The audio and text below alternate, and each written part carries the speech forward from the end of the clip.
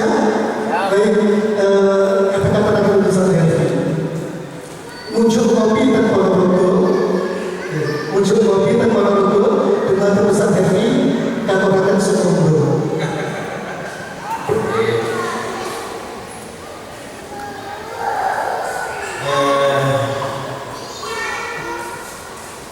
Minum gula aren pakai selasi. Keluar terima kasih. Baik, Assalamualaikum warahmatullahi wabarakatuh. Waalaikumsalam warahmatullahi wabarakatuh. Alhamdulillahirabbil alamin. Alladzi hadana li hadza wa ma kunna linahtadiya lawla an hadana Allah. Alhamdulillahirabbil alamin. Alladzi arsala rasulahu bil huda wa dinil haqq. Yudhhiruhu 'ala dini kullihi wa kafa billahi shahidan. Asyhadu an la ilaha illallah wahdahu la syarika lah wa asyhadu anna Muhammadan 'abduhu wa rasuluh. Allahumma salli wa sallim wa barik wa an'im 'ala nabiyyina Muhammadin sallallahu alaihi wasallam wa ala alihi wa sahbihi wa man tabi'ahum bi ihsanin ila yaumil din. Allahumma iftah 'alaina hikmataka وانشر علينا من خزائن رحمتك يا ذا الجلال والإكرام. اللهم إنا نسألك فهم النبيين وحفظ المرسلين وإلهام الملائكة المقربين. سبحانك اللهم ربنا لا علم لنا إلا ما علمتنا إنك أنت العليم الحكيم. أما بعد, para asatidzah, ustadzah yang saya hormati, bapak-bapak, ibu-ibu, undangan hadirin hadirat yang saya hormati. Alhamdulillah, bersyukur kita panjatkan kehadiran Allah.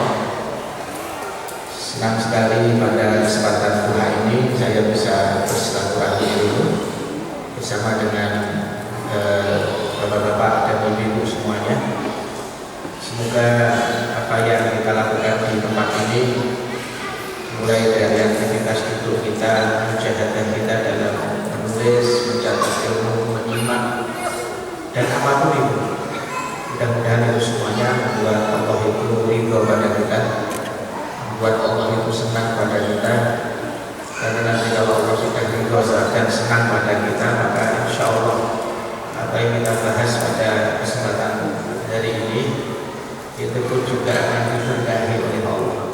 Dan yang kita bahas ini ada perkara yang menjadi aspek kebahagiaan hidup kita, dan itu adalah kesolehan anak-anak kita, ya. Dan namanya soleh itu hadiah. Soleh itu hadiah, dan hadiah itu Allah berikan kepada yang Allah berikan, ya. Karena saya menyebut soleh itu hadiah itu karena hari ini sering sekali orang dengan sangat pede mengatakan kalau anak saya sudah saya didik dengan cara ini pasti baik. Kalau anak saya sedang saya ajari ini dan seterusnya pasti baik. Tapi pada kenyataannya kan tidak. Kan tidak? Dan kalau soleh itu adalah hasil dari proses pendidikan, maka mestinya anaknya Nabi Nuh itu salah satunya yaitu Kan'an itu tidak kufur terhadap dakwah orang tuanya, ya. Kalau soleh itu adalah sama dengan kesimpulan dari hasil pendidikan, maka mestinya istrinya Nabi Nuh yang langsung dididik oleh Nabi, atau istrinya Nabi Nuh yang langsung dididik oleh Nabi tidak begitu. Itu juga Asia, istrinya Fir'aun, karena yang dididik Asia itu kan suaminya, gitu ya. Ada ya? Sehingga dari sini kita bisa memahami kalimat Nabi Ibrahim ketika beliau berdoa, Rabbi habli minas sholihin, Tuhanku hadiahkan untuk. Jadi soleh itu berdasarkan redaksi kalimat doa Nabi Ibrahim adalah hadiah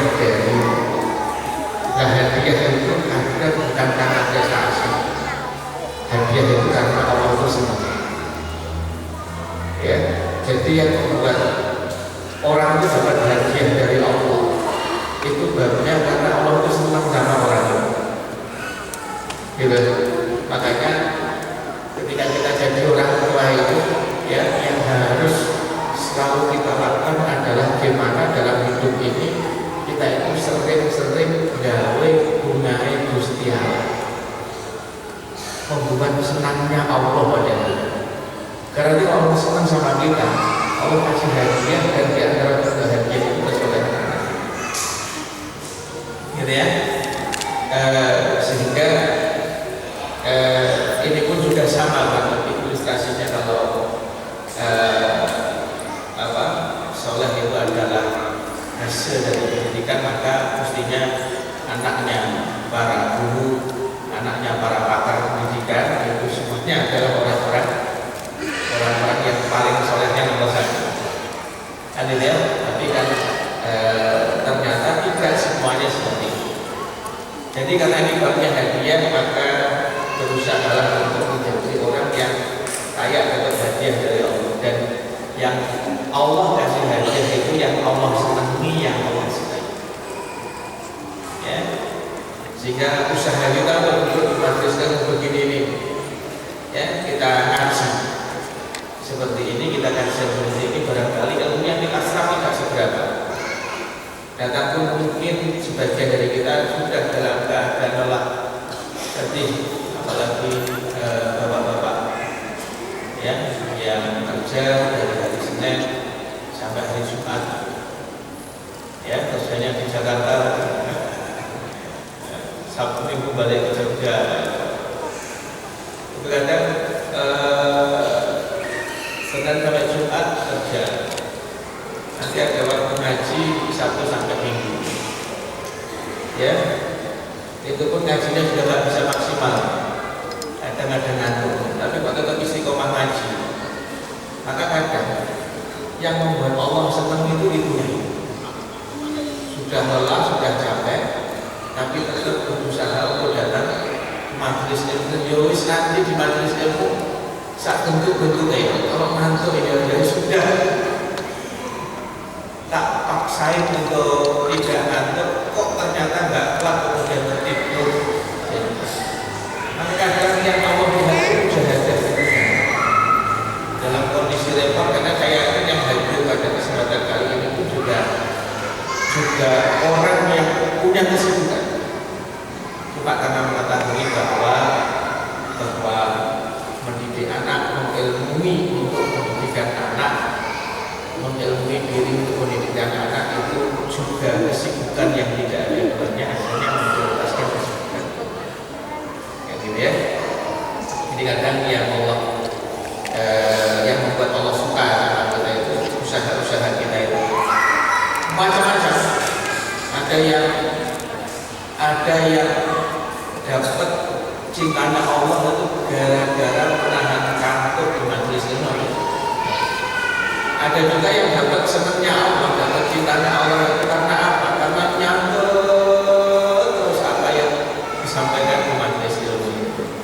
Dan sampai dari awal masukin anak pertama kali ke kitab sampai hari ini itu yang ditulis sudah ganti 4 buku tulis gitu.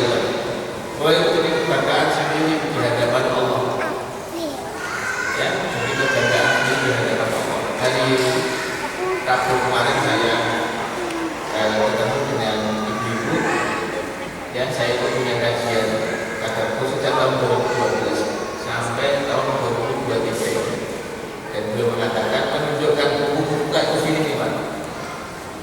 Ya, beliau tunjukkan ada 5 buku seperti ini, dan kata beliau ini semua adalah materi yang saya dapat dari kajian. Gitu, saya cuma doakan bahwa setiap halamannya itu nanti insya Allah akan jadi saksi, akan jadi pembela di hadapan Allah ketika malaikat bertanya, kamu gunakan untuk apa waktu? Maka ibu akan menjawab repot-repot, karena cukup nunjukin buku itu nanti insya Allah malaikat nanti orang ini sibuk, Allah tahu, waktu ini gunakan waktunya untuk belajar. Ya, makanya menurut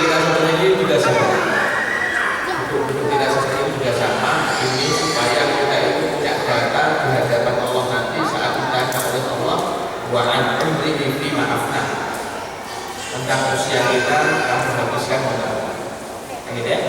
Dan nanti duduk seperti ini yang akan jadi jawaban bahwa yo saya gunakan untuk menyimak ilmu dan seterusnya. Baik, Bapak Ibu saudara sekalian yang dimuliakan Allah, saya ucapkan jazakumullah khairan pada manajemen kita Darussalam ya telah mengundang saya untuk menyampaikan materi ya pada kesempatan kali ini, dan materi yang diberikan kepada saya masih seputar tentang pendidikan. Saya sebelum masuk materi ingin menyampaikan pertanyaan kepada bapak-bapak dan ibu-ibu, dan juga kepada asatidzah dan ustaz. Pertanyaannya adalah bahwa tujuan dari kita mendidik anak kita itu untuk apa?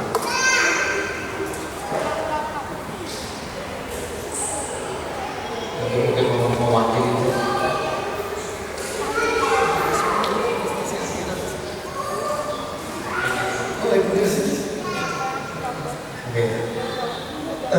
Mungkin secara harfiah saat ini keinginannya sama untuk menjadi soleh, kemudian jadi investasi di dunia dan akhirat. Jadi soleh sehingga jadi investasi dunia akhirat. Ada yang tidak terwakili dengan kalimat ini? Coba ngaco setengah. Tidak apa-apa, Pak. Harus jelas dulu ini. Karena nanti saya ngomong konsep pendidikan kayak apapun, treatment pendidikan kayak apapun, kalau ini permasalahan ini kita belum duduk, gitu ya, maka nanti akan sia-sia, ya, akan sia-sia, atau nanti akan muncul kalimat loh, kok saya treatment begini, kok nggak begitu hasilnya, Ibu-ibu, ada yang tidak terwakili oleh apa yang disampaikan Ustaz tadi. Jadi anak itu supaya soleh jadi investasi dunia akhirat. Untuk ibu dan barangkali ada yang diwakili oleh pernyataan saya. Coba saya tidak gagal sebenarnya. Monggo Pak, monggo. Saya berdiri Pak, biar saya bisa mendengar. Yang nggak betul. Kalau Pak dengan mendekat lagi Pak, kamu betul. Karena miknya betul bukti.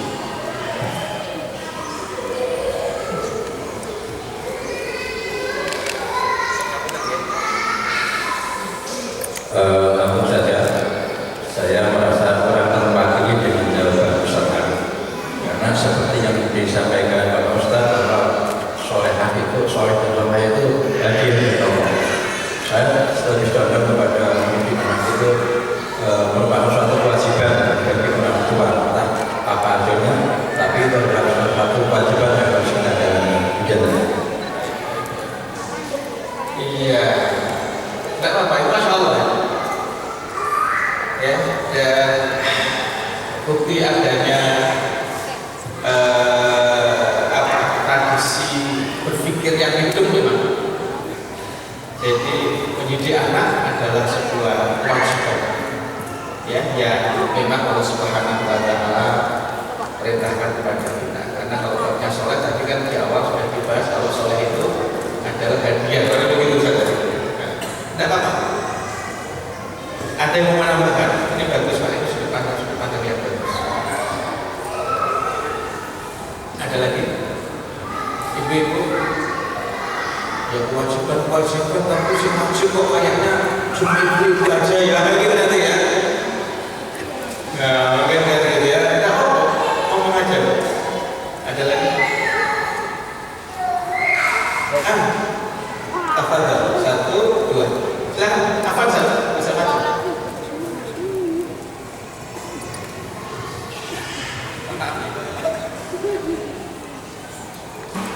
Bismillah, Assalamualaikum warahmatullahi wabarakatuh. Waalaikumsalam warahmatullahi wabarakatuh.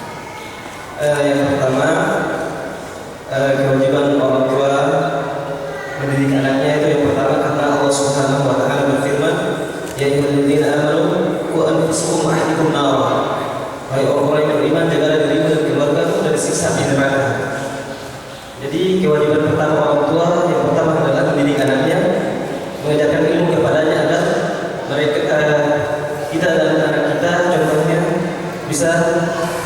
dijauhkan oleh Allah Subhanahu wa taala dari api neraka. Dan orang tua adalah kullukum ra'in wa kullukum mas'ulun an ra'iyatihi. Setiap kalian adalah pemimpin, kata Nabi sallallahu alaihi wasallam, dan setiap kalian akan dimintai pertanggungjawaban, sehingga orang tua akan dimintakan pertanggungjawaban dari Allah Subhanahu wa taala atas apa yang ia pimpin. Mungkin itu saja. Assalamualaikum warahmatullahi wabarakatuh. Terima kasih. Jadi kita didik anak itu supaya anak selamat dari neraka. Ini dia. Tujuan semua proses pendidikan yang kita lakukan, hatta kita memasukkan anak kita ke sekolah itu supaya kita selamat dari neraka. Itu saja. Ayo, antum. Ya.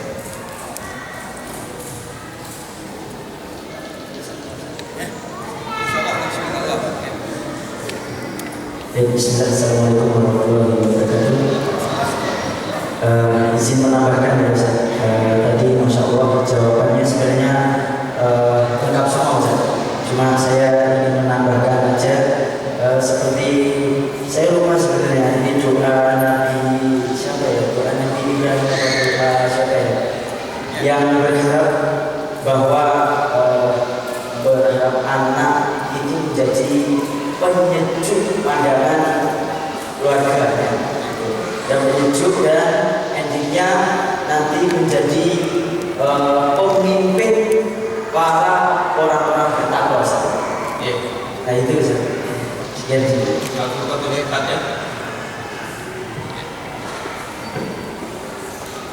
Jadi didik anak supaya jadi penyejuk mata itu doa orang-orang soleh yang diabadikan oleh Allah dalam Al-Quran surat Al-Furqan 74. Dari sekian banyak item yang diminta oleh orang-orang baik itu maka orang-orang baik itu salah satu itemnya minta kepada Allah agar ingatnya yang menyejukkan mata.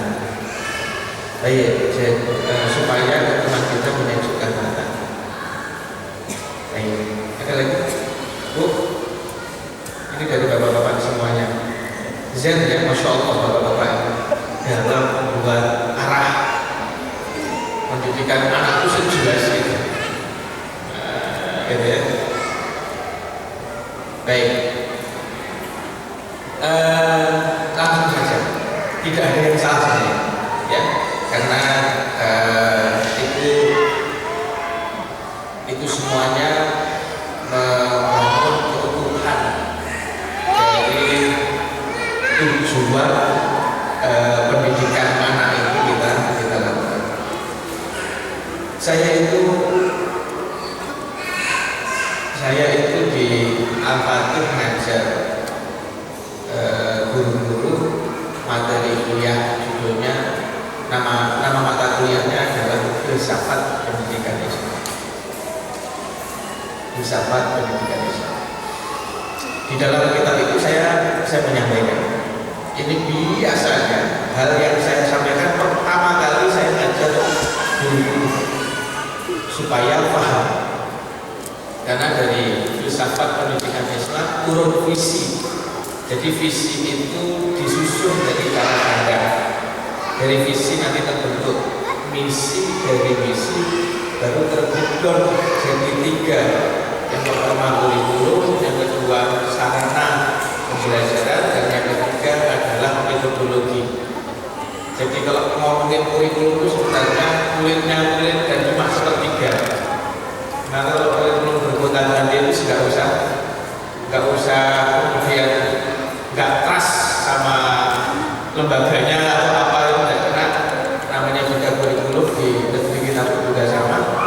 Saya waktu SD juga CBSA kan gitu ya, tahun 2004 nanti berubah lagi ya, kemudian jadi kurikulum berbasis kompetensi sampai kurikulum 2013 dan seterusnya. Kurikulum itu berubah-ubah apa-apa karena memang harus berubah. Yang nggak boleh berubah-ubah itu yang paling atas. Dan kurikulum itu berubah-ubah bahkan harus ya, bahkan harus, karena dia hanya sepertiga dari kumpulan kulit dari itu. Yang paling penting dan berubah-ubah itu adalah falsafah pendidikan pendidikan itu tidak perlu. Bagaimana cara Islam melihat pendidikan itu? Ya, Islam mandang pendidikan itu apa? Dr. Majid Erzak Gailani itu punya buku judulnya Filsafat Pendidikan. Beliau yang menulis buku Hakadha Mahalujil Salahuddin wa Hakadha Adatul Quds. Seperti inilah generasi Salahuddin itu lahir, dan dengan cara seperti inilah Al-Quds itu kembali ke pangkuan muslim. Beliau seorang pakar pendidikan sebenarnya, jadi senang spesialisasinya di pendidikan, tapi beliau banyak membaca sejarah. Tadi dia di buku itu beliau mengatakan bahwa Islam memandang pendidikan ini adalah sebuah proses untuk menjadikan anak itu, atau untuk menjadikan orang itu, bukan anak, karena yang belajar itu bukan hanya anak, ya. Islam memandang pendidikan ini adalah proses untuk menjadikan orang itu baik dan bahagia. Jadi baik saja tidak cukup, karena tidak sedikit orang baik yang usianya tidak panjang. Kenapa? Karena sering makan hati. Kan gitu ya, mualah, tapi sebenarnya hatinya dongeng. Tapi masya Allah dia baik dalam hal apapun, ya, dia rela untuk mengalah untuk itu dan seterusnya. Akhlaknya juga baik. Tapi ternyata baik itu tidak cukup. Dia harus baik. Kalau sound di ruang takmir, Maka bahagia itu babnya adalah tentang cara pandang. speakernya, iya, Nah, soundnya di begitu ruang kita takmir. gunakan untuk Mikrofonnya di memandang ruang takmir.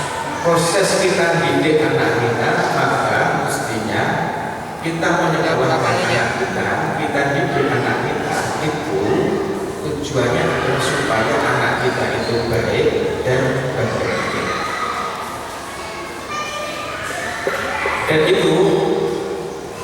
Dan itu jauh melampaui barat memandang proses pendidikan ini, ya. Karena saya mungkin di majelis ketua santri Darussalam mungkin pernah menyampaikan, mungkin juga belum, bahwa hari ini filsafat pendidikan barat yang kita pakai itu tidak bisa, itu adalah produk, ya, dari filsafat pendidikan yang mereka buat sesaat setelah mereka berhasil menjalankan operasi revolusi industri.